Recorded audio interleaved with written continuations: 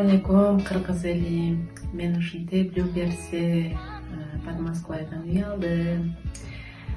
KG-недвижимость Самара Маалымат эжебизде.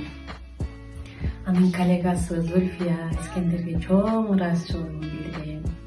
Сиздер да ишенип артып, сиздер да үйлүү болуңуздар. Мен аябай кубанычтамын. Разымын буларга кылган кызматтарына. Силер да ыраазы болгула.